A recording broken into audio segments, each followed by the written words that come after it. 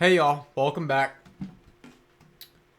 I'm literally same play session as last time, or the last 3 or 4 videos. I've been playing this all night. I just can't go to bed because of the incident. But we're literally right where we left off. We're gonna look at the stats. Oh, that was the game of the week. You kidding me? Oh, I guess it is. It used to be a pretty big deal. It was a really cherished rivalry, and then and Jeff Long, our old athletic director, traded rivals. We got Mizzou, the Missouri Tigers, as our last game, and none of our fans even show up for it. Like, we don't care about Missouri at all because there's not a rivalry there. At least not in football. In basketball, there's the whole Frank Martin situation and Mike Anderson situation, and or was it Frank Haith? No, Frank Martin was South Carolina's back. I'm thinking of the Haith guy. Him talking all that crap. Then Mike Anderson coming to Arkansas, even though he did pretty mediocre. Or no, he didn't do mediocre. He did average. He built us back up to where Musselman could take us to that next level. His style, they changed the rules so much they couldn't. That style didn't work anymore. But he had a good game. He had 2 interceptions. Those were both my fault. Not a good rushing game, surprisingly. 37, not terrible. Wait, hold up. This is funny. He ran it 17 times, has a touchdown, 1 of 20, 16 yards after contact, 17 times, 37 yards. Weird. Oh, that's calculated. Sacks. Stupid. Bobby Robb. Didn't run sweeps as much as they usually do. And Haynes. Chase. Ooh, I forgot to involve him more. He might not be winning the Mackey this year unless he balls out. Oh, I mean, I don't know. He's a really good blocker, too. He's probably more primary. Oh, I thought he was a primary. I want to say they categorized him as receiving, but he was actually a better blocker. He's from New Jersey, too? Get the fuck out of here. I don't know. Something weird like that with him. But he's built like a blocking tight end, and he has incredible blocking stats.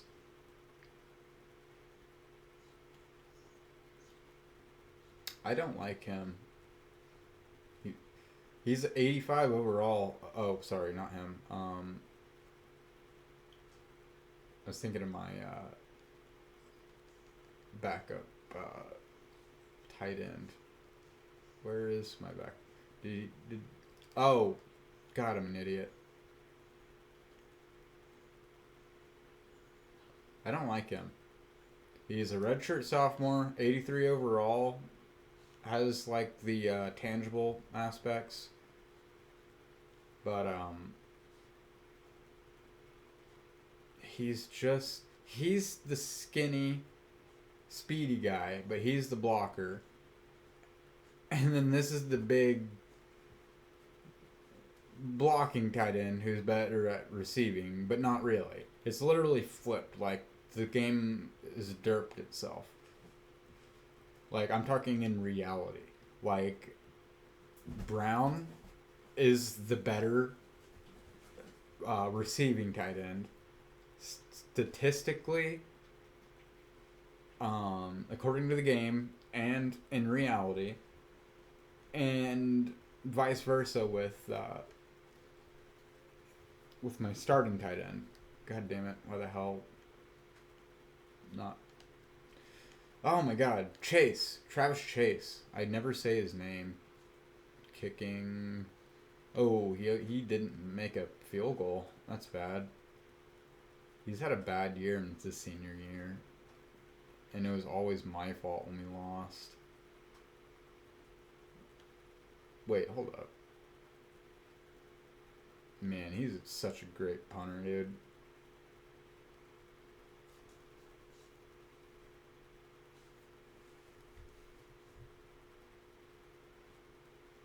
$374 yards just off kickoffs. 79 from punts. Insane.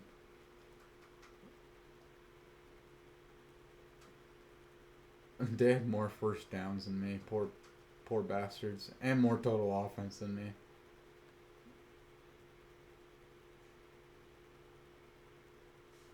I had twice as many rush attempts and half as many, well, almost half as many yards. Let's just look at those stats. This is a weird voodoo game, so 842 yards. Pretty even time of possession. I don't see that very often.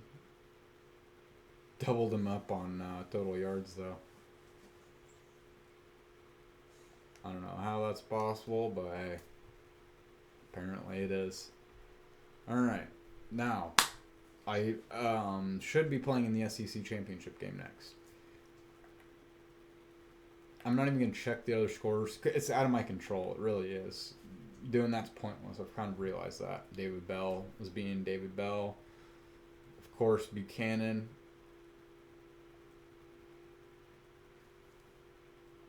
Hey.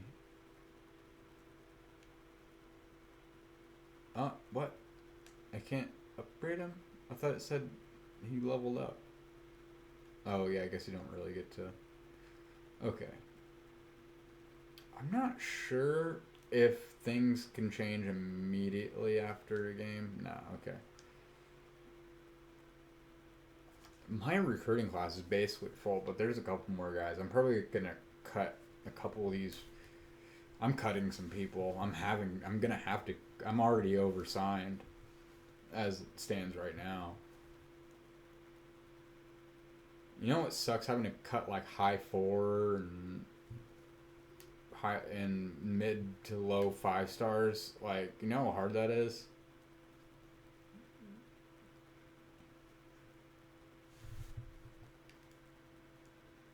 Nice, got a tight end. Got more depth there. I'm gonna take all points out of Jamar Freeman. Oh, Adam Gordon, you traitor.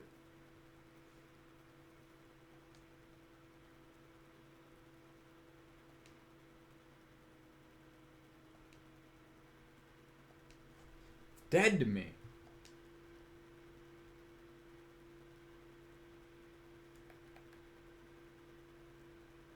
Wasn't I winning? Oh, maybe I was never winning with him. I don't know. Is this the guy I wanted? Yeah, you know what? It doesn't matter, but he has great stats for a 3-star. Well, pretty good stats for a 3-star.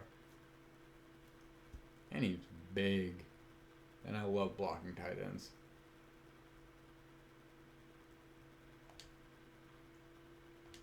Just gonna offer these fucking guys. Just fuck it. Why not? Actually, let's recruit them too. My recruiting, like, I'm full on scholarships. Like, for real. I'm gonna have to cut players that I don't want to cut, so I'm just playing around at this point.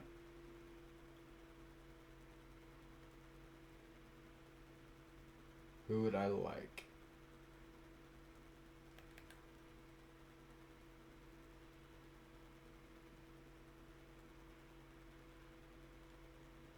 Oh, the other tight end.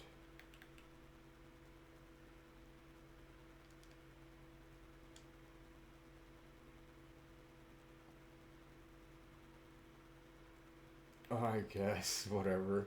I'll probably end up cutting you.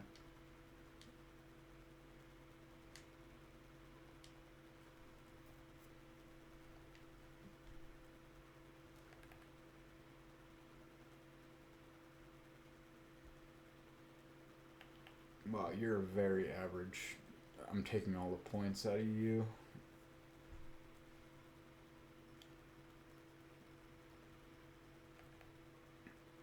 I'm just going to get more linebackers. This is the guy I wanted more.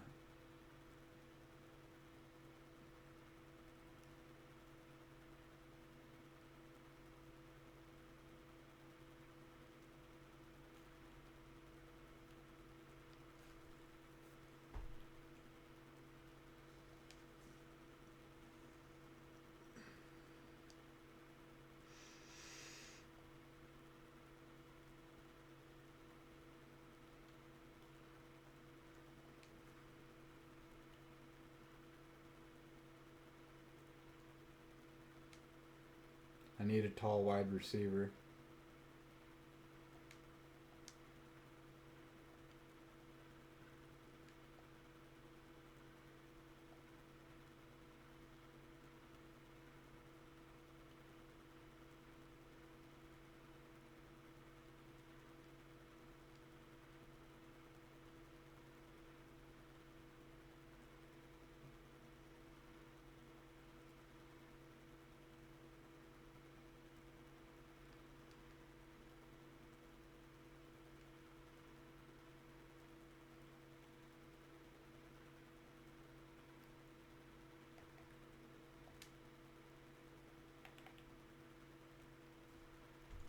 Oh, hold up.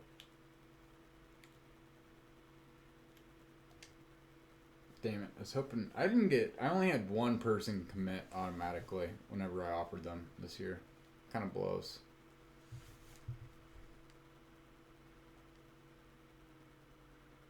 And then I got my coaching skill trees.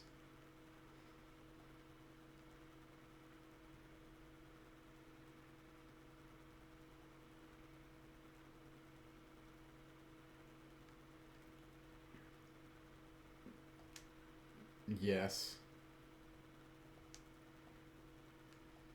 Their tackling is their worst aspect, so of course. Alright. Bye week. And hello SEC Championship.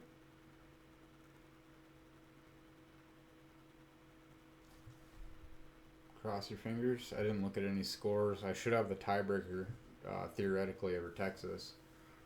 They lost to the Aggies. The gay milkmen of the SEC. The fake military gay milkmen of the SEC. Sorry. But hey, they do a midnight yell, and they're cool. That quarterback committed to us for some reason. He's getting cut, most likely. Alright, it's rematch time. And no more recruiting. Or as I like to call it, recruiting. I don't think you can visit, dude. You can't. You waited too long.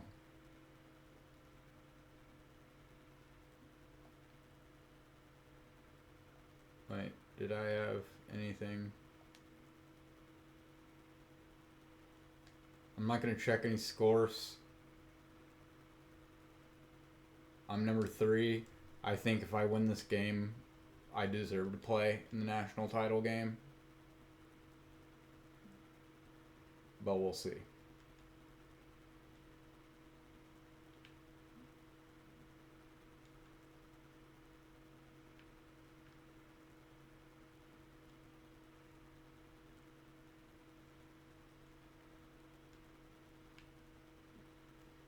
That's the look.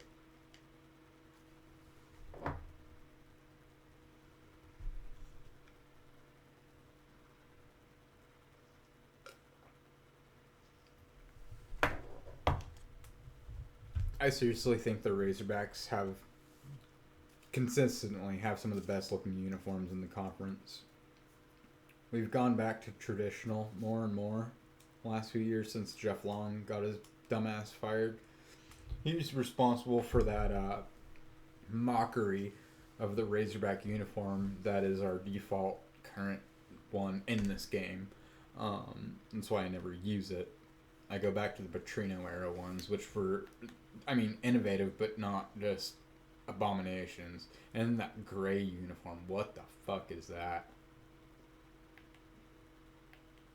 Oh, sorry. It's not gray. It's anthracite. Jeff Long was very, very adamant that it's not gray. It's not black. It's anthracite. The fuck is this? Scranton? Bitch, this is Arkansas. We like red. Razorback red. It's cardinal. We were originally called the Arkansas Cardinal. Not after the bird, after the color. That's why the hog is red. We got named the Razorbacks because we beat the shit out of LSU in like the early 1900s. And a sports reporter said that we played like a wild band of Razorback hogs, which back then was fucking scary and is still scary to a lot of people if they live on the continent of Australia, because they know how dangerous Razorback hogs are. They literally have a Godzilla movie about a Razorback terrorizing Australia over there. Look it up. It's called Razorback. Back then, like, if wild band of Razorbacks showed up, you're fucked. You are fucked. They'll eat all your crops, fucking rape your women. No, I'm just kidding. I won't do that. But, rape jokes aren't funny, y'all. Don't laugh. Oh, this is for sure demonetized. Not that I care. What was I saying? Yeah, they'll pillage your village and... No, for real, though. They'll fuck your shit up. And they just roam around. They're wild. They're introduced to the Americas by the Spanish. That's why one of our, it's not our fight song. Wait, no, it is. Is it? Na na na na na na na na. Yeah, that's our fight song. That's an old Spanish song. It's because the Razorbacks were brought here from Spain and they're not indigenous and they fucking wrecked the habitat. There's this guy, little known rock and roll musician named, what's his name? Ted Nugent. Yeah. He flies around on helicopters shooting them with fucking automatic weapons. And people are like, that's not right. That's horrible. They're an invasive species and they're bad for the environment. Ted Nugent is a conservationist if he's in a helicopter mowing down fucking hogs with fucking miniguns. You're a fucking idiot if you believe he's not doing the our beloved nature a service. People from the north don't understand. I'm all for a new civil war. No, I'm just kidding. But they seriously need to get their fucking shit together with their fucking insane taxes and views about kids deciding their genders at age 3 and having life altering. I mean, they've literally lost the plot up there. I know not all of them. I talked to a lot of people up north that are regular people and aren't insane, haven't been brainwashed by some fucking art. Man, sorry, I dropped something. Weren't brainwashed by a fucking art school fucking failure who ended up becoming a teacher instead because she couldn't do anything else and decides that teaching kids that they can pick their own genders and lie to themselves and others and force everybody to call you by your delusion. Yeah, there's people up north that haven't been brainwashed by these people. It's true. They're not all bad. It's just the loud and crazy ones give y'all a bad rap. You know, kind of like, what's that? Kind of like the South, maybe? Because apparently, according to movies and media, we're all cousin fucking toothless rednecks who want you to squeal like a pig when we rape you on a side of a river. No. Here's what the South is really like. It's peaceful. Everyone gets along with everybody. I've met more racist people from... Because where I live, there's a lot of... we call them transplants. There's a lot of people from here that aren't actually from here because of a certain largest retailer in the world being stationed and founded here. I've met more racist people from up north and from other weird parts of the country than I've ever met that are actually native to Arkansas. And there's not very many of them. I remember, like, the couple times where, and, like, I can count this on one hand, the amount of times I've witnessed actual racism. Not counting driving through Harrison. Driving through Harrison, they have a billboard owned by a white pride radio station. They say they're they say they're pro-white and not anti any other people, but it's a lie. They put up billboards that say awful things that I won't even repeat, and every time you drive through there, you have to see it. It's because the Grand Wizard, or former Grand Wizard of the KKK, is stationed, or not stationed, lives there, or lived there. I think he lives just outside of Harrison, but because that people avoid Harrison like the plague. It used to be one of the biggest cities in Arkansas until that guy got exposed for living there. Now it's like they're the pariah of Arkansas, and we're supposedly southern and racist, but like we had like one of our biggest economic booming cities ostracized voluntarily by its own people because one asshole lived there, and he's the one that funds the white pride, in quotation marks, aka racist, radio station that buys that billboard every single year somehow and bribes the local officials to let them keep it up and all that kind of shit. There's some bad people in Harrison, but it's not because it's because all the good people moved out because they were embarrassed. Because one asshole.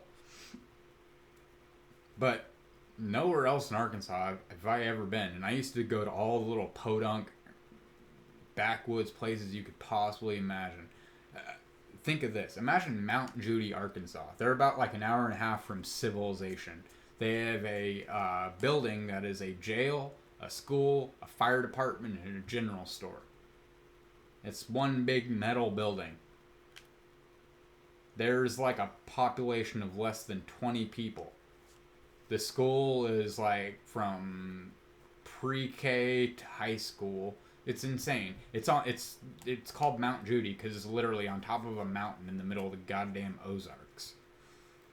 Well, southern part of the Ozarks. Nicest people I've ever met.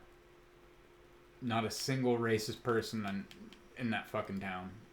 But that's no. If you watch one of those Jordan Peele movies or any of those fucking like Get Out, we don't want your kind around here. Hey, we don't take kindly folks like you around here. No, it ain't like that, dude. It's not. It's not. Literally, if you come to the South, you're gonna get treated with respect, and probably you're going to be fed an insane amount of food. They're going to offer you, they'll give you the shirt off their back, and I'm not saying that as a figure of speech. They'll literally do that. We like to fish, we like to camp, we like to ride four-wheelers, we like to shoot guns, and we like to canoe. And I'm kind of like an outsider. I like to play video games. There's a lot of video game players here. And we also love sports. We also love our Razorbacks.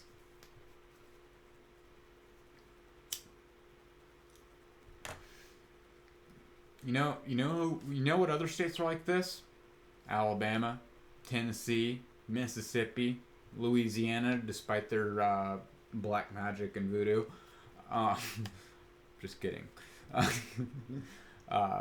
Florida's a little different because Florida Man lives there and all that, but one of my nephews lives there, Brody. Shout out Brody. And he's counterbalancing for Florida Man for the time being.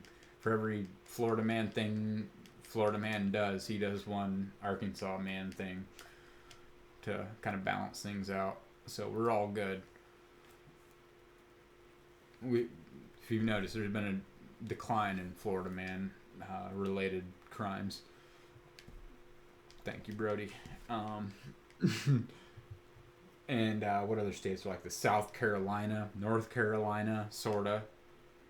Even though they're starting to get a little left leaning, not too left leaning, but like I just don't like.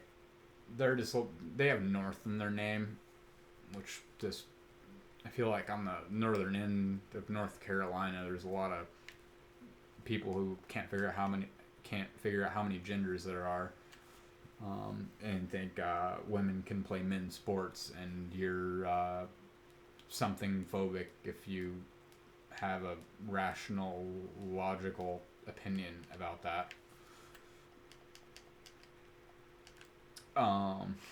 What other state?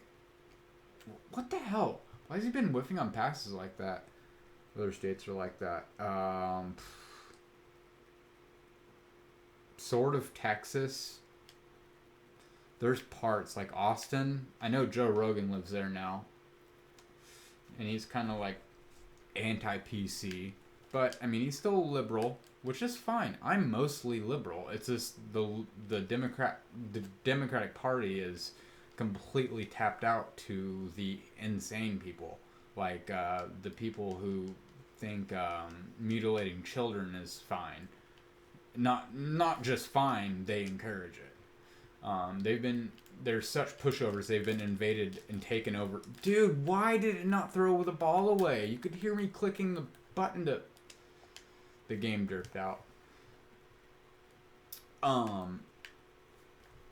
Shit, now I lost my train of thought.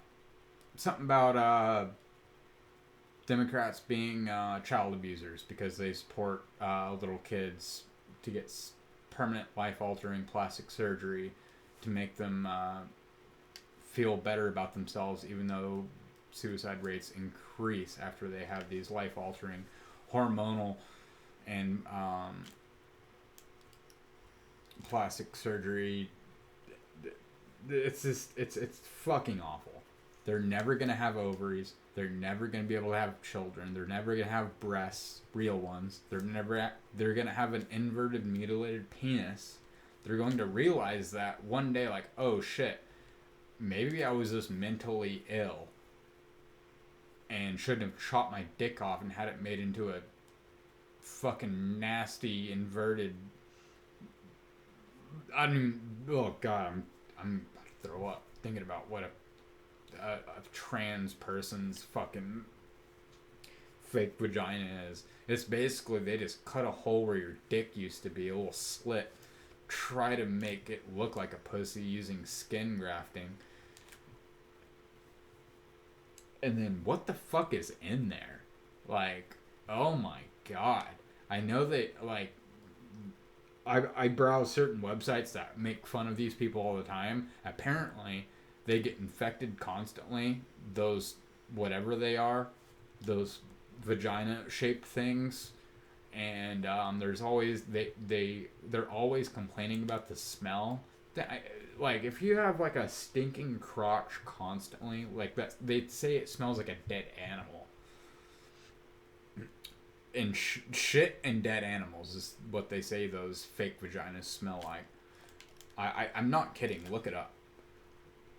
It's the overwhelming majority of people who have that procedure who say this. It's not my words. It's theirs.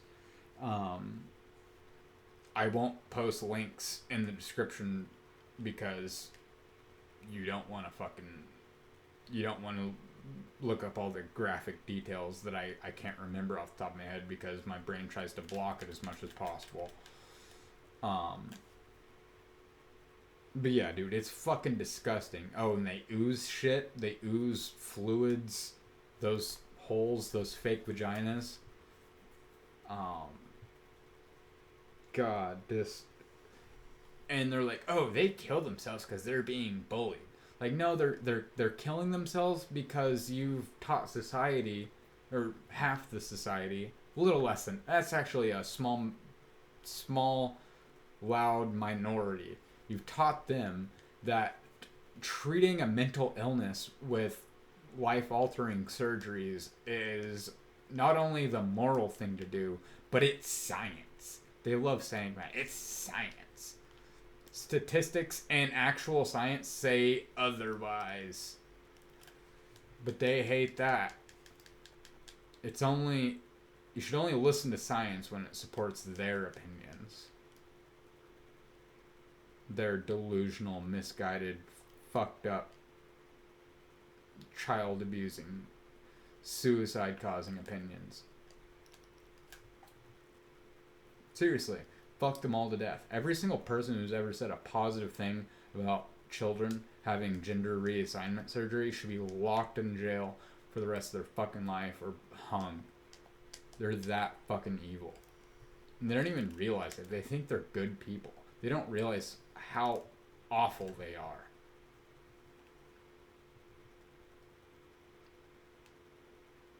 Like how despicable they are. They've been... I would say it's not their fault, but they have... Most of them have functioning cerebral... Another sack. Are you fucking kidding me? Every person is born with a cerebral cortex. They can think for them fucking selves.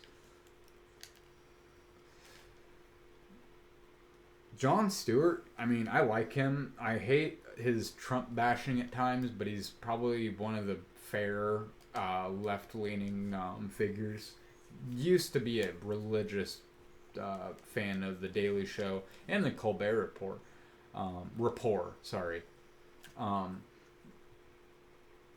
But since Steven came out as a douchebag and went to The Late Show, that guy is seriously the most pretentious douchebag of all time. I don't understand how people like him. Like, the fact that he has viewers and an audience is a symptom of there's something really fucking wrong with the very far left.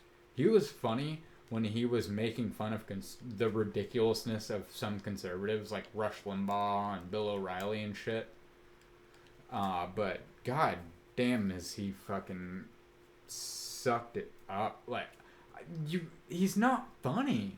Like, he's just not funny when he's being himself. Not only is he not funny, he's like a douche.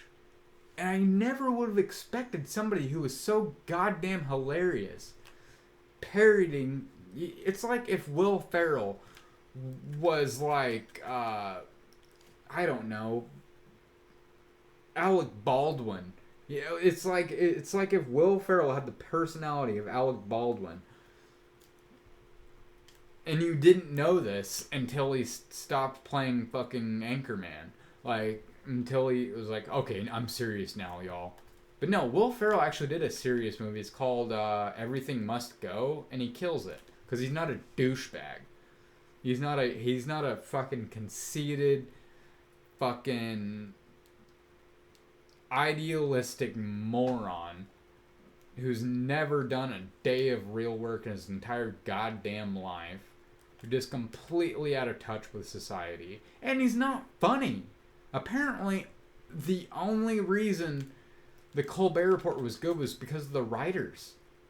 He can't write for shit. I mean, like, he doesn't write his own things, first of all. I don't know if you know that. His jokes are not his own jokes. Look it up. He had a good writing staff. I don't remember the person's name, but there's one guy in particular who is credited a lot, who is no longer with... Who Stephen left off. He took some of the same people from the Colbert Report to the late night show, but that person was the guy who was responsible for the funniest parts of the Colbert Report, and he's not.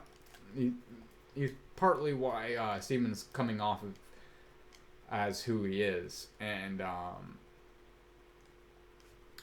I think. This is my theory, and I'll look up that writer's name. I think he has a different job now. I think he still works in media, but I don't think he's a television writer anymore.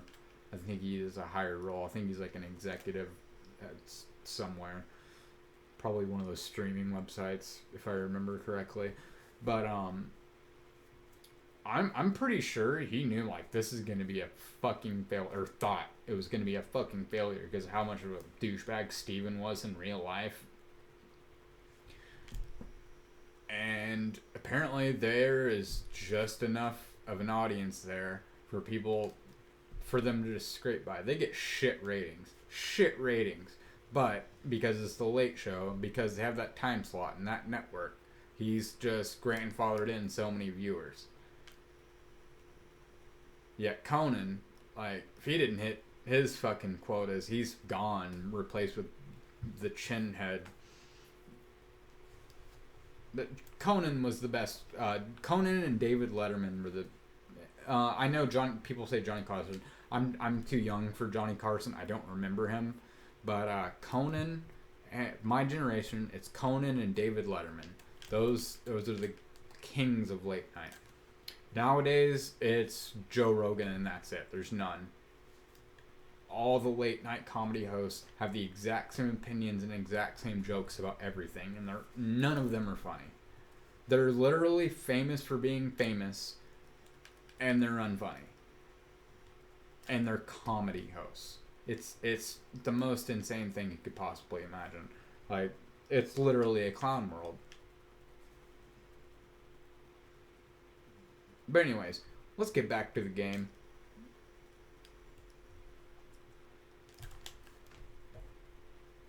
We're winning, but not for long. Looks like I'm simming this. They were gonna get the touchdown. It was just a matter of time.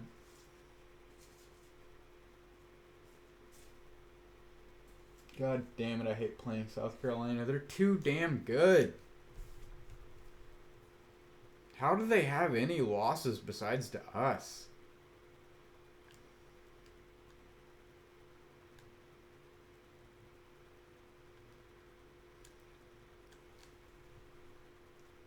You see what I did there? I was literally trying to hit that guy. I was literally trying to fucking injure him. I knew I wasn't gonna get much, like, any more yards once that guy got that angle on me. So I was maneuvering my position to freaking hit him as hard as I possibly could. There you go, back. Suck on that. I think theoretically Spurrier would still be the head coach here before he had his little temper tantrum. Sorry, South Carolina fans. I know you guys like him, but that was a bitch move. What he did. Shouldn't have bailed on y'all like that.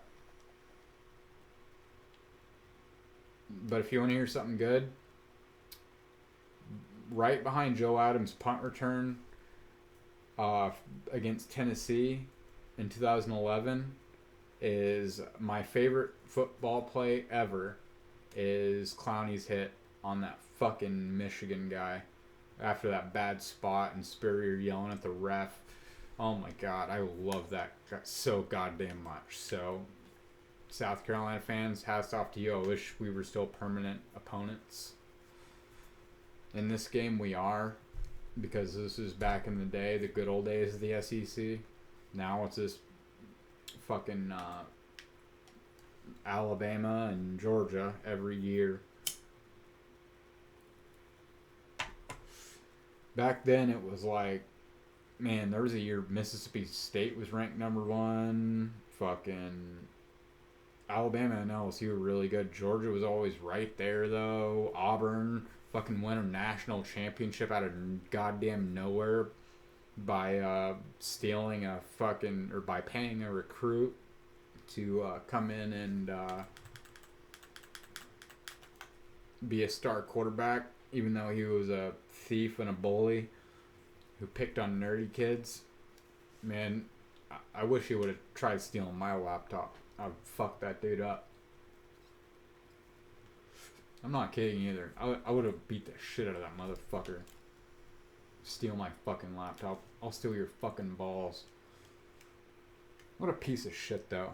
And he leads him to a national title. I watched it was a shootout in Fayetteville. 2010 was the year.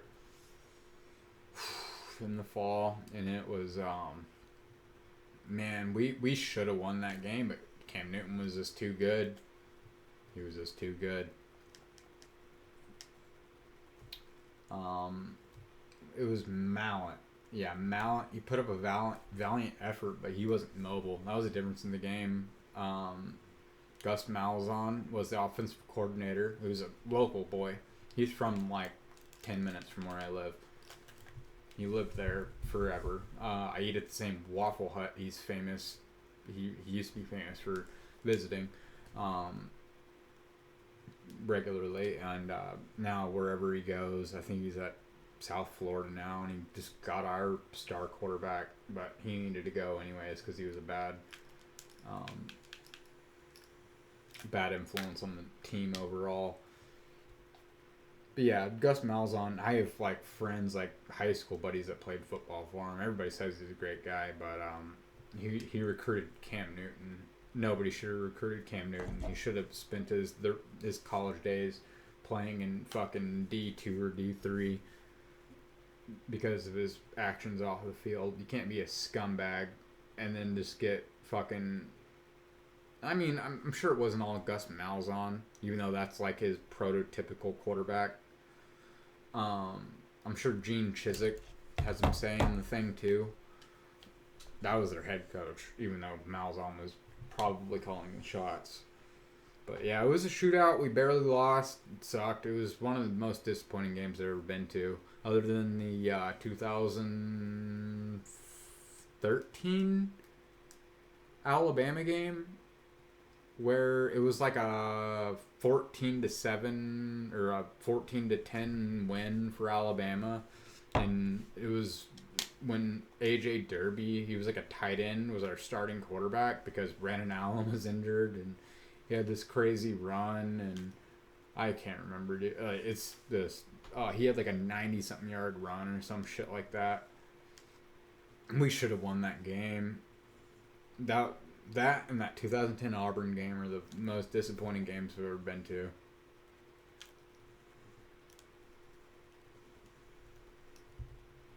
My favorite game, though, sorry South Carolina fans, when D-Mac ran for 360-something yards on y'all's defense. Got your coach fired. That was before Spurrier. I think I said last year. No, was that No, I think that was Spurrier. I think that was...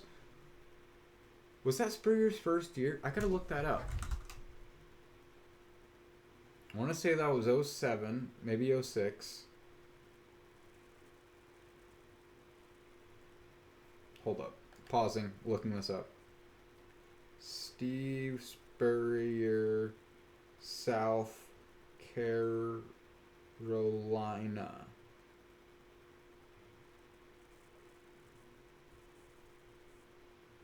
Yeah, from 2005 to 2015.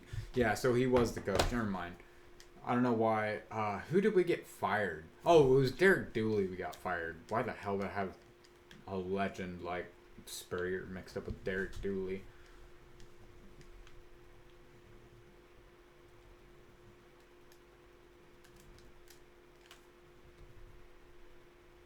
But yeah, he cost D-Mac the Heisman because he ran for 360 yards on y'all's defense. And we also had like two other 100-yard rushing backs, Felix Jones and Peyton Hillis. Peyton Hillis of Madden cover fame, and Felix Jones was a very good receiver, decent receiver, and very good punt returner for the Cowboys for a couple years. But Jerry Jones doesn't make great decisions, and he got cut, and he was out of the league in like 3 years. But he made a good chunk of change because Jera, as we call him around here, he pays the former Hogs well. He gave D-Mac his retirement package, basically. He knew he was way... I mean, like, he shouldn't have been past his prime, but he was just so banged up because of how bad Oakland was on his body, because they had just a shit offensive line and a shit quarterback and a shit team, and everything was put on him. and he just got injured too much, and he was just damaged goods by the time he got there. But Jarrah, being an Arkansas good old boy, he won a national championship at Arkansas, by the way, in 1964. He signed D-Mac knowing like his best days were way behind me. He was a shadow of his former self, and he gave him millions of dollars to just out of kindness. I mean, you can fault Jerry Jones for a lot of things, but he loves the Hogs. Shouldn't be allowed to make coaching decisions. Chad Morris, cough cough. For some reason he thought that would work out. But yeah, he loves the Hogs, man. He played under Frank Broyles.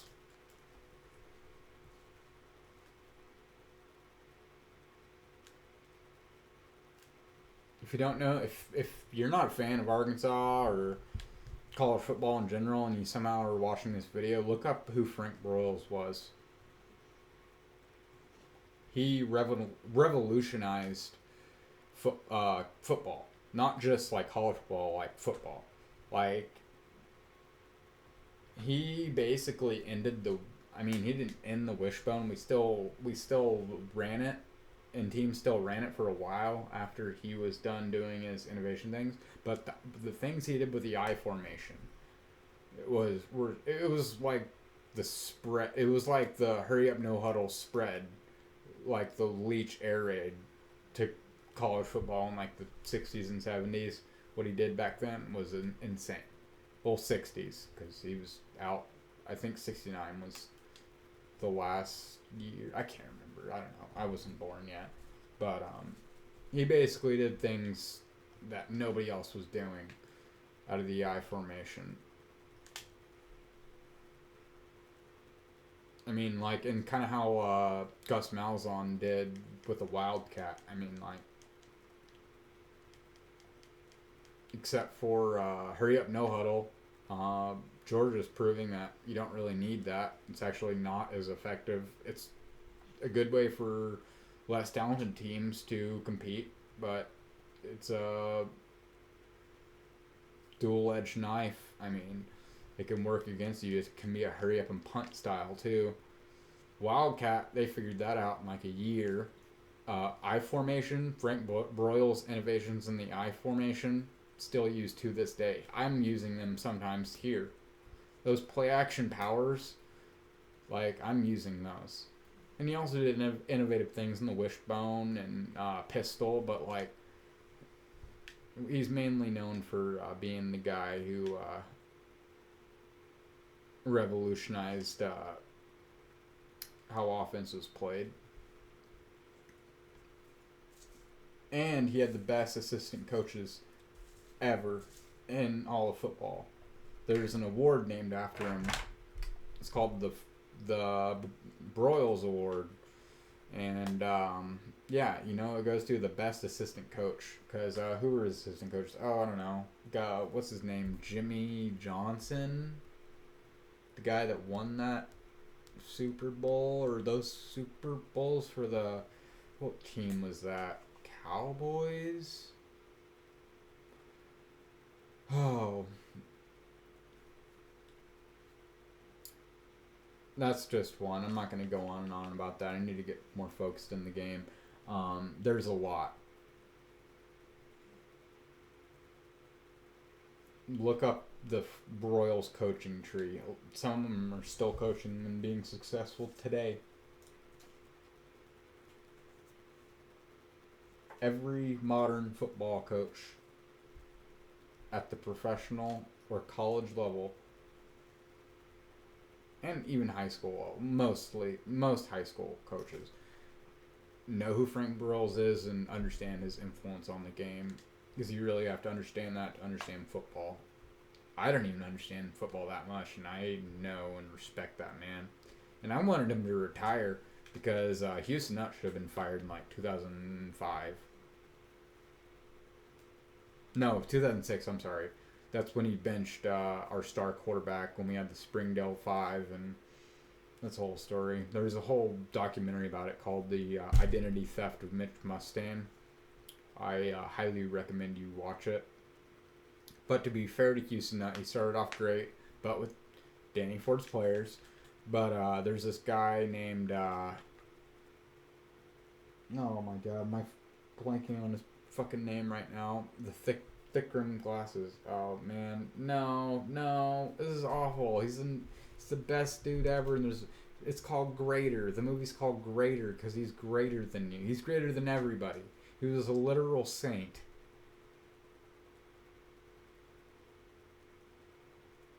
He would have been a lineman, starting offensive lineman for the Colts, but he died in a car wreck on his way to take his mother to church the day before camp.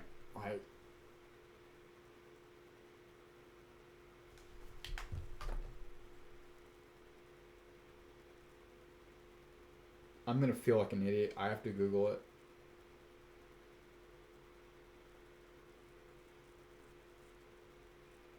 Movie. Burlsworth. Brandon Burlsworth. I didn't even finish Googling it and it came to mind. He worked his way up from a walk. He wasn't recruited by Arkansas. They didn't even want him at all. He walked on and they told him like, hey, you're never going to play. And he worked his way just through sheer hard work and determination. He became not only the starting offensive lineman, but an All-American and a first-round draft pick to the Indianapolis Colts right after they drafted Peyton Manning. So if it wasn't for that tragic car wreck, he would have had all the rings that Peyton does. Seriously, watch videos and interviews like the Colts owners talk about the guy. They get choked up. Watch the movie, and if you don't cry, you don't have a soul. You're fucking kidding me! It's literally the saddest story ever. It's like the most inspiring and the most sad story I've ever seen. I don't even know. In that movie, they didn't take any dramatic liberties. Everything in that movie's true. Everything. They could have like added some things here or there, like they did in that movie Blindside, to make people look better than they actually were. But nah, they did it by the book. I mean, how you should do this like nonfiction historical movies. That's the way Grader did it. I wouldn't say it's the best like movie ever, but if you're trying to tell a true story, make it like that.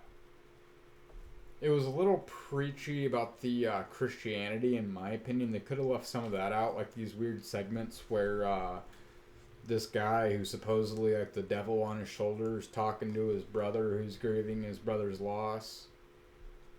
His brother, crap, can't remember his name, but he started the Burlsworth Foundation. There's a section, I don't know if you can see it in this game, but they give like underprivileged kids from Arkansas section where they get to go to every home game and keep them off the streets. I mean, it's usually it's people who are kids who don't have great situations, you know, and they let them go. They get prime seating over in it's on like the side of the field, like where I sit is the Hog logo's flipped. I'm like 20 rows up, 50-yard line. A little bit to the right, and they sit in the corner directly to my opposite right, so like across and to the right. Oh, it's not really the corner. It's on like the middle, like on like the sideline closest to the corner, and it's cute. They give them those big thick rimmed glasses that Burlsworth used to wear. Because it's funny, if you ever watch the movie, at one point they find out he isn't doing as good. It's because he can't see shit. He couldn't see, so he got glasses. I mean, he was very poor. The glasses he got were the glasses he got, you know. and now they're hipsters now wear them ironically, but for years they were considered nerdy. I thank the Burlsworth Foundation for bringing back the and Weezer a little bit for bringing back that style of glasses. Although Burlsworth glasses are a lot nerdier than Weezer's. Weezer's are trying to be cool. Burlsworth was trying to see.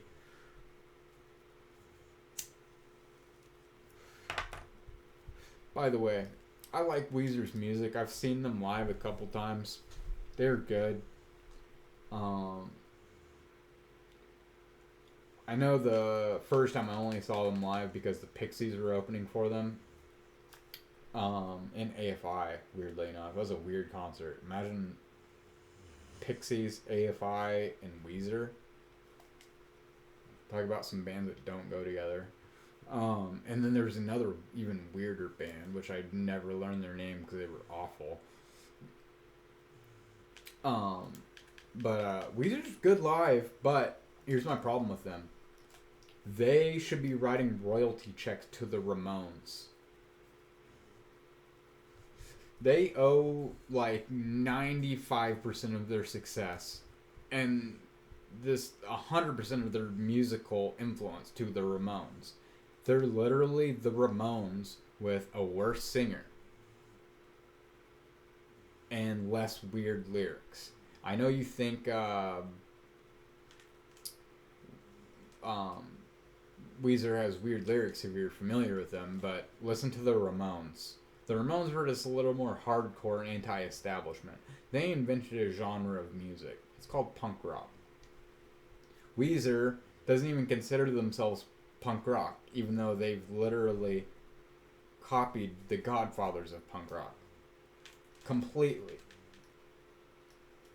They try to be nerdy, like the Ramones were just nerdy, except for Johnny and Dee Dee. Dee Dee was a junkie and Johnny was some weird Mansonite right-winger, like conservative right-winger. And the drummer was just some gay weirdo.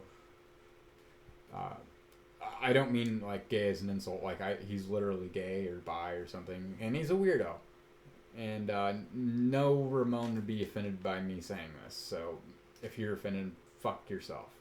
And Joey was a 7 foot tall, 125 pound Jewish person who sang about being a Nazi baby. I'm a Nazi baby, I'm a Nazi, yes I am. I'm a Nazi shotzi and I fight for the fatherland. That's literally lyrics to the last song, Today Your Love, Tomorrow the World, off their first album.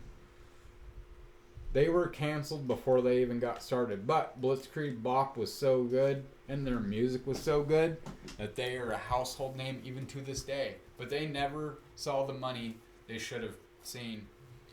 Bands like Green Day and Weezer capitalized. Forgot, in the 80s when they first came out, Blondie stole their style, and I don't give a damn about your bad reputation. Jonah Jett and all of them, they stole the Ramones sound because they used to watch them play at CBGB's. The Ramones made that place famous, by the way. There's a reason CBGB's, like, people have CBGB shirts right now. It's because of that band. But they made a lot of other bands rich. Blondie was playing disco music, and then they saw the Ramones and started playing punk rock, not knowing what punk rock was because punk rock didn't exist until people said they play like a bunch of punks. They were playing classical 50s surf rock loudly and singing about the craziest off-the-wall shit you could possibly think of, like sniffing glue and being Nazi babies and invading Cuba after picking some bananas and beating brats with baseball bats. And then all of a sudden, all these bands copy the style, become big and famous. I mean, the true punk rock bands, they stayed underground. None of them really... Nobody made it big in punk rock until Green Day and Weezer. Mainly Green Day, because Weezer never claimed to be punk rock, even though they were punk rock. I mean, they literally stole this entire sound. But in defense of Green Day, they're the only band that became multimillionaires off the Ramones' backs. That actually was like, hey, we owe everything to the Ramones. They shouted them. They love the Ramones, like, and they aren't shy about it. Mention the Ramones to Billy Joel from Billy Joel from Green Day. He'll rant about how awesome the Ramones are more than I will. He'll rant till he's blue in the face. I'm pretty sure his Rock and Roll Hall of Fame speech, he mentioned there. I can't remember. I can't remember. I've seen a lot of interviews where he's talked about the Ramones and how, like, they wouldn't be a thing if it wasn't for the Ramones. And, like, yeah, if you like our music, you should check out the Ramones. They invented this music. I've heard him say, like, maybe that's not an exact quote, but, like, I'm paraphrasing just a little bit. Why are slants working so good against these guys? So I give Green Day credit. I don't like Green Day's anything past, well, it started going downhill, in my opinion. I know this isn't a popular opinion, with American Idiot.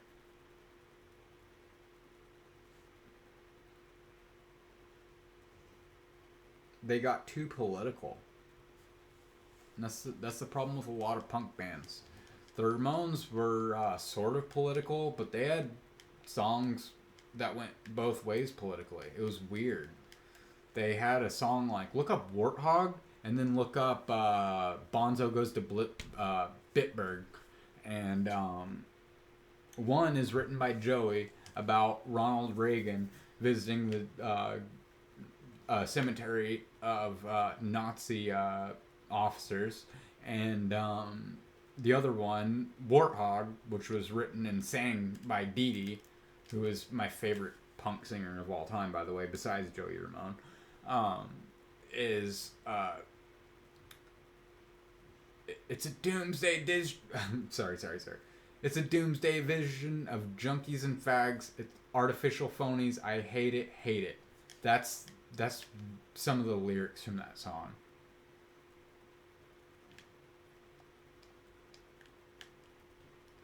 Oh, I just did it again.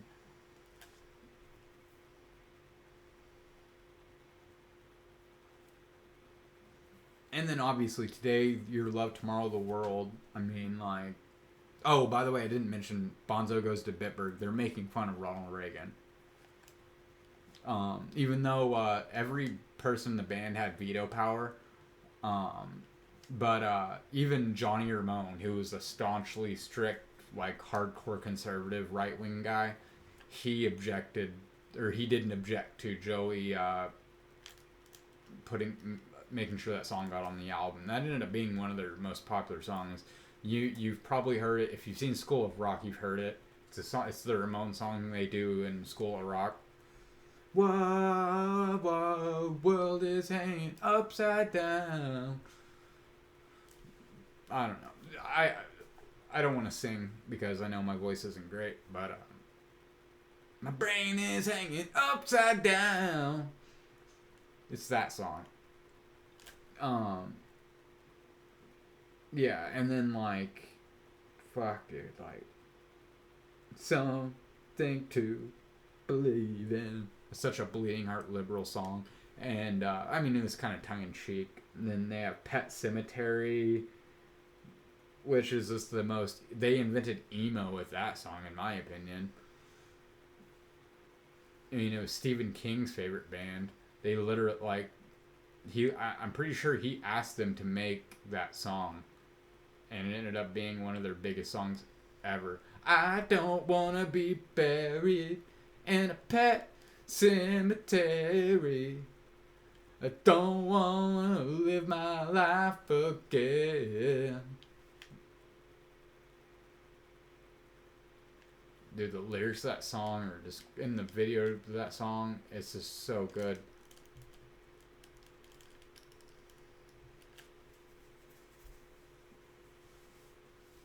Enough about the Ramones. Let's get back to the game. We're only up 9 points.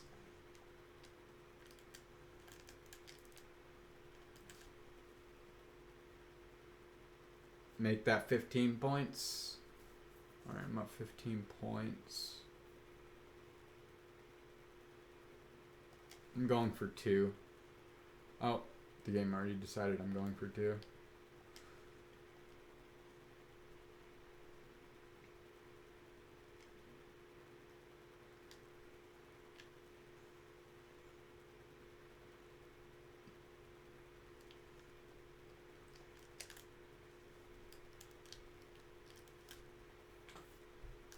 Easy. Suck my dick, South Carolina. Not the state or the people who live there. The team I'm playing right now in a fictitious video game. Fictitious video game. In a fantasy video game, because this isn't happening. It's like a reimagining alternate universe of how the SEC should be. I did add Texas and Oklahoma to the conference because, I mean, like, you can't not have them in the SEC now that they're in. Although I'd like to kick Texas out for obvious reasons. One, because Texas fans are the most arrogant douchebags you'll ever meet in your entire goddamn life. I remember Pittman's second year when we blew out fucking Texas at home. We rushed the field. That was so awesome. They were so butthurt. The entire game, even when they're getting blown out, they were so obnoxious. Like, oh, well, we're going to fucking destroy you next time, blah, blah, blah. I can't wait for our game this year, dude. I had a couple sitting right behind me, and they did shut up, but I had to say something for them to shut up. But they were just being so obnoxious. And they're so arrogant. They think that, like, we are just, like, not even on their level. As we're beating them by, like, 30 points, they're like, oh, this team, how pathetic. The fact that they're excited right now, I remember, she was, like, saying how pathetic it was that we were excited that we went from a 3-9 team to beating a top 15 rated Texas team who's been a historical rival of ours forever, or at least since like the late 50s, early 60s. I mean, we're in the Southwest we were Southwest Conference allies. Google the Southwest Conference if you aren't familiar with it. Like, it was us or Texas every year winning that. We have a long-lasting and deep-running hatred of each other. Texas pretends like, oh, we don't have rivals. We don't hate other teams. Bullshit. They say that online. They say that on online message boards to appear not to be petty, pretentious douchebags. But in reality, they are. I'm sorry, if you're a Longhorn fan and you're a fan of my channel, unsubscribe. I really don't like you guys. Like, you're the only people worse than Auburn fans. I'm kidding. Auburn fans are actually really nice. I just don't like their school's athletic administration, especially their choices. But the fans are great. They're family. War Eagle. No, I'm just kidding. Fuck War Eagle. Woo pig suey. But they are nice. As much as I've hated certain Auburn players and Auburn teams, the fans have always been nice. Always been respectful. They're doing good in basketball now. We beat them 1-0 in baseball yesterday. Or was that today? Oh, technically yesterday, because I'm sure it's past midnight. But, yeah. Gotta love Auburn. Or gotta at least respect them. They beat Alabama more than any other team. The Saban era. Alabama. Shit's changed now.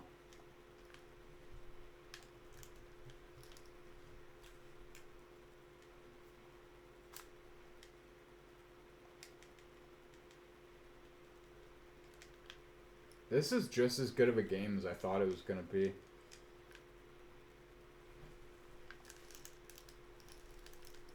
Oh, I threw that perfectly.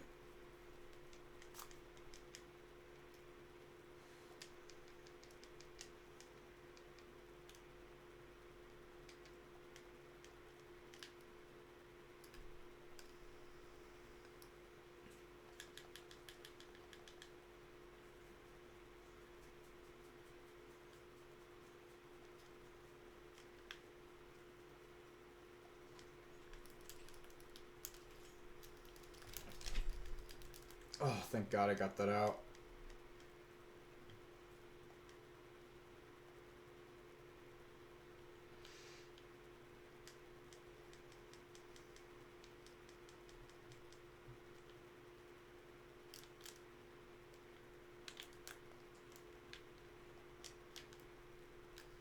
Dude, are you... How would they know? This game is fucking cheating, dude. How would they know I flipped the play?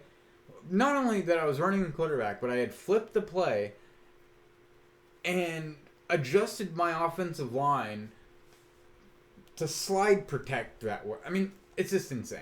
Like, it makes no goddamn sense. It's like the game's AI is like, you know what?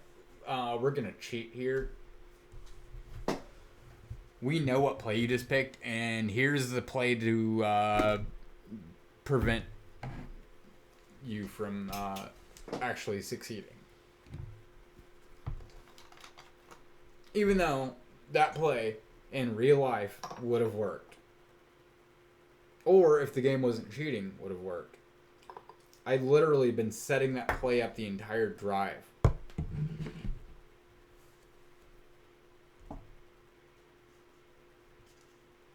I'm going to sim a little bit.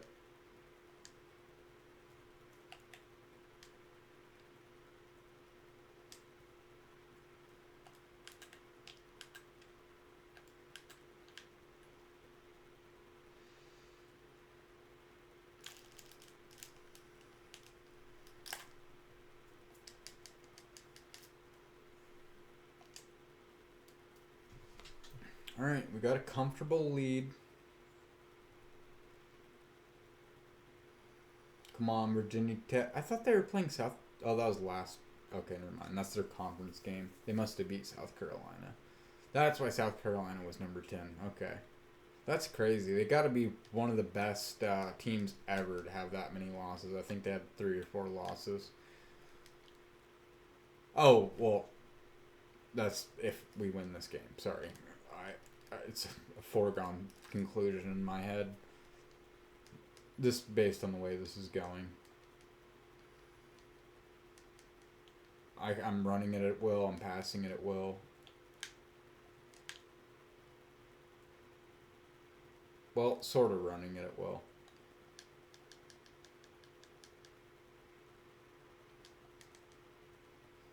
Supposedly, that last play set up this play, but I doubt it. I have a feeling I'm going to get sacked right here.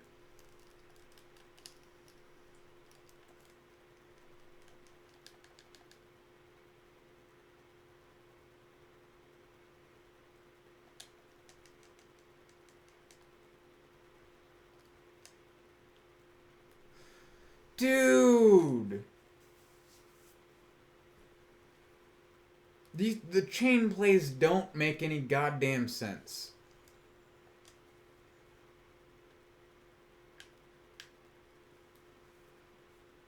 I should have fucking wasted time. Stick. Oh!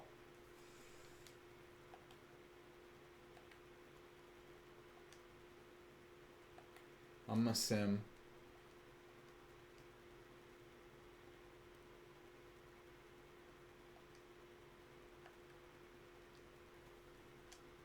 I don't care. They're beating me in yards. I expected this to be this type of game, though.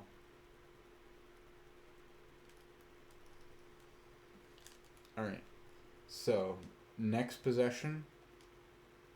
Second team defense.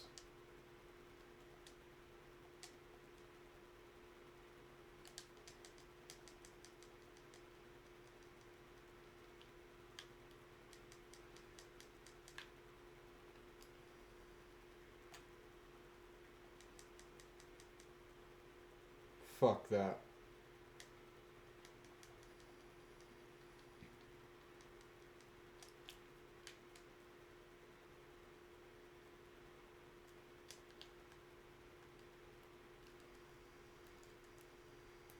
Fall forward.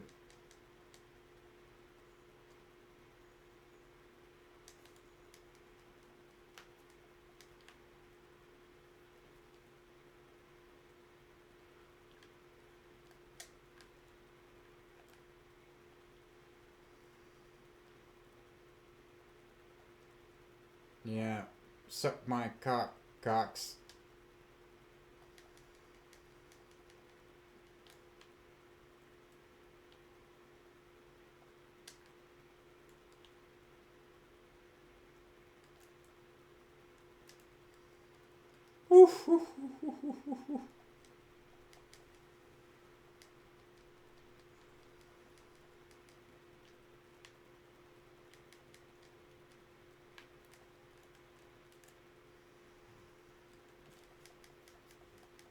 I'm terrible at that, but I actually pulled it off that time. That is, like, actually, like, operating the option, uh, the way it's intended. I'll tried it, like, right there. I tried handing it off, but it just didn't work.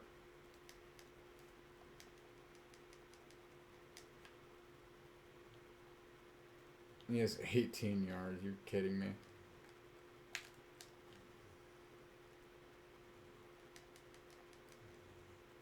Nope.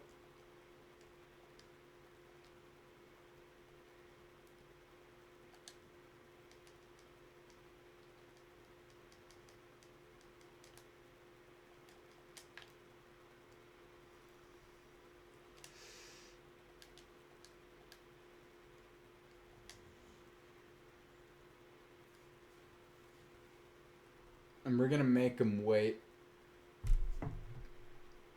Like I've said before, I don't know if this actually works, but this would suck ass for a defense to have to sit here for like 30 goddamn seconds in position, not knowing when they're going to snap the ball.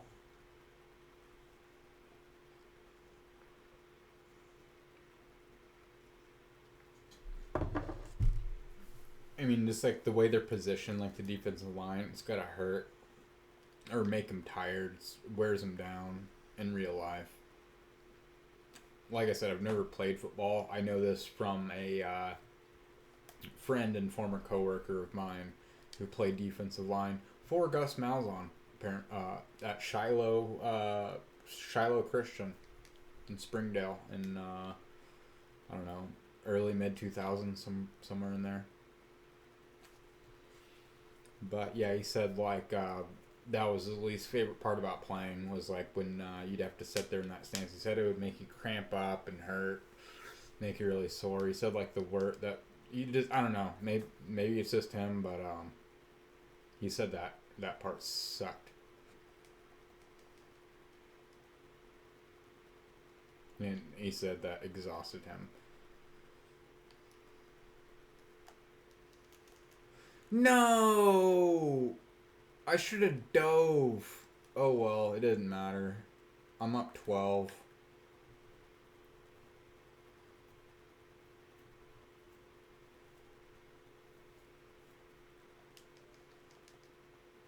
I'm simming. I don't care.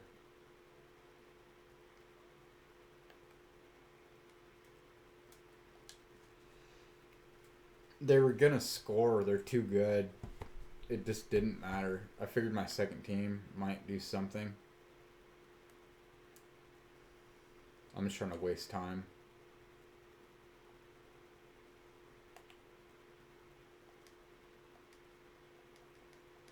This is allegedly a setup.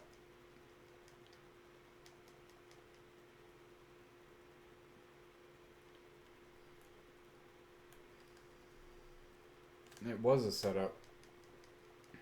Alright.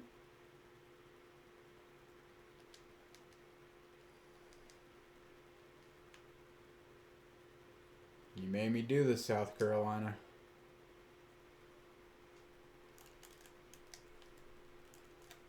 Now the game's over.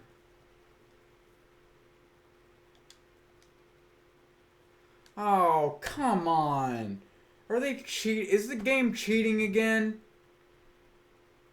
Foot clearly down.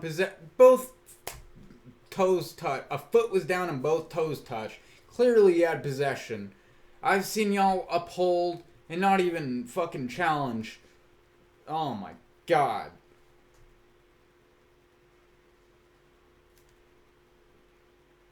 I mean, I guess you have to do. If that was I don't know if that was a coach's called challenge, or if that was the refs just being SEC refs, but at least SEC refs in football are bad, but oh my god, in basketball, I don't know if it's corruption or incompetence or both, but they've got to be the worst refereeing crews in all of basketball. I'm talking like Middle East. I'm talking about like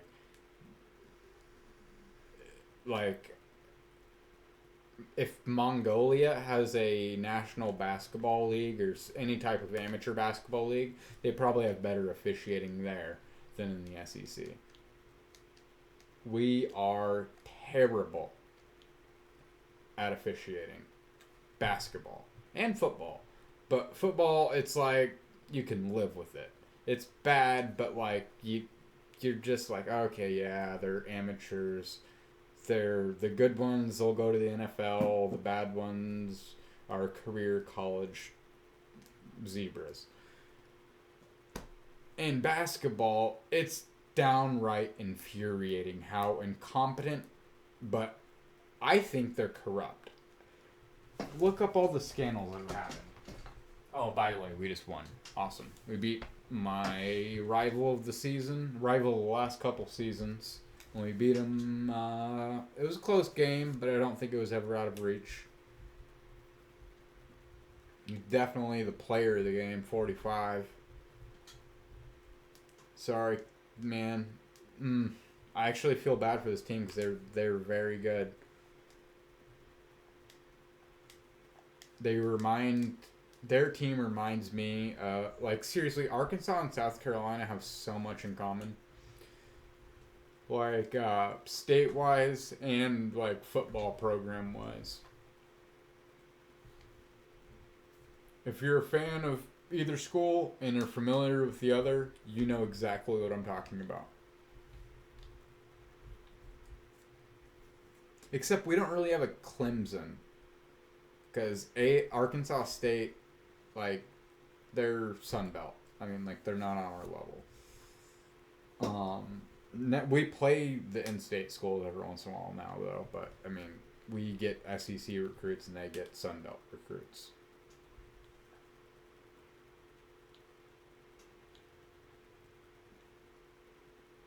But, hey, with the transfer portal, upsets happen. Wouldn't surprise me if we lost to Arkansas State one day. It's possible.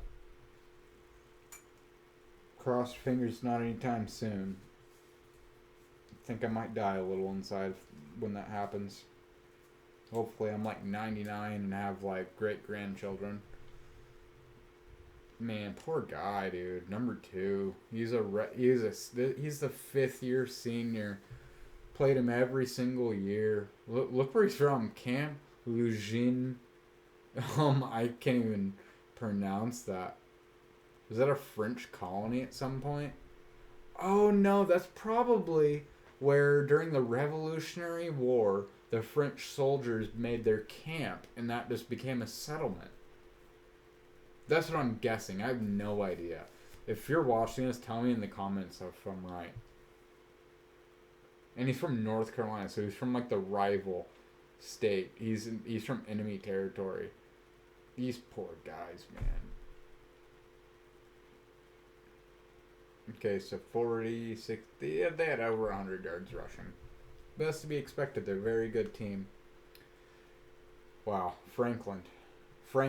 This guy's going to be a fucking problem. Are you kidding me? He had more yards after contact than any of my receivers had, period. 205... He's a true freshman. Fuck my life, dude.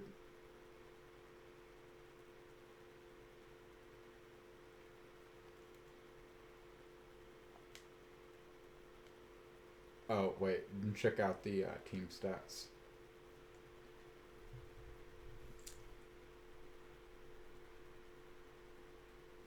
Let's look at them again. Okay. Passing yards. They beat us. I completed 2 more and attempted 3 less. I had 1 touchdown. They had 3. These are weird stats. Rushes, 44 for 108.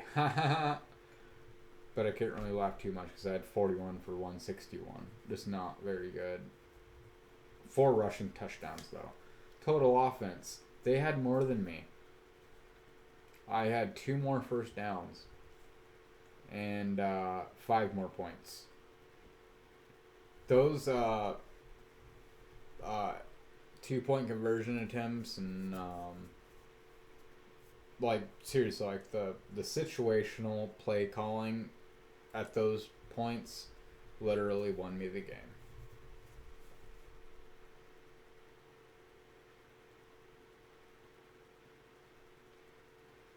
Didn't do great in the red zone.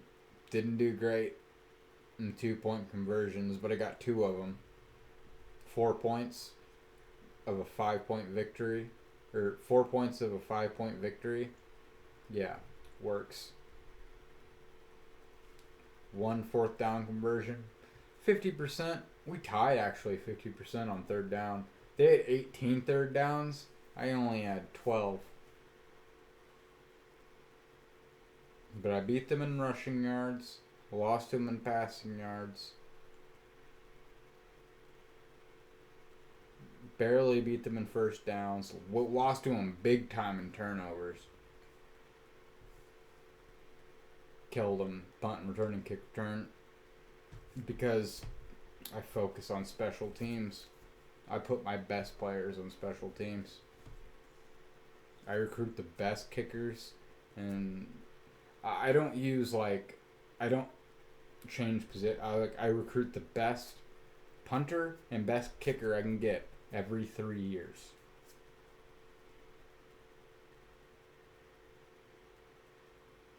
Or is it every 4 years? Because I always redshirt them. I rarely deviate from that. This is like 3 to 4 years. Every 3 to 4 years I recruit the best one. And I go all out. I recruit him above all other recruits. And this is why. Not so much, like, the reason the yards that, look at that, like 1,000 fucking yards from kicks. Oh, sorry, no. I was looking at the wrong stats. But like 200-ish.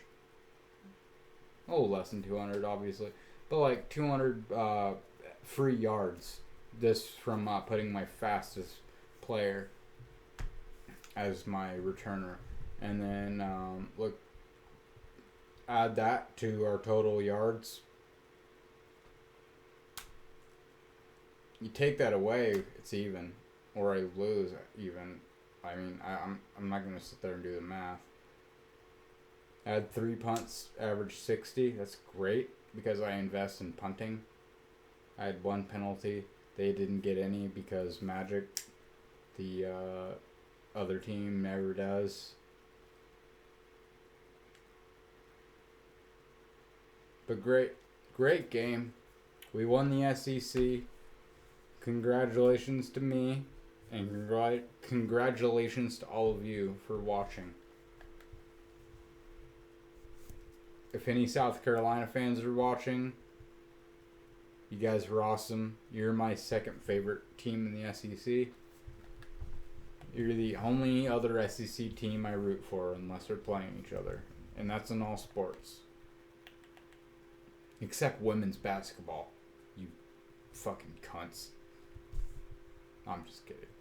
But, yeah, for real though. I really do root for you guys. When we're not playing each other. I love these stats. It's just, this is such a competitive. Of course, yeah, Beck had to have got player of the game. 22 carries, 140 yards, 3 touchdowns, 17 receiving yards. And then Don Dick Swinger. 3. That's really, I mean, like, that's a pretty average game for him. Everybody else must have sucked.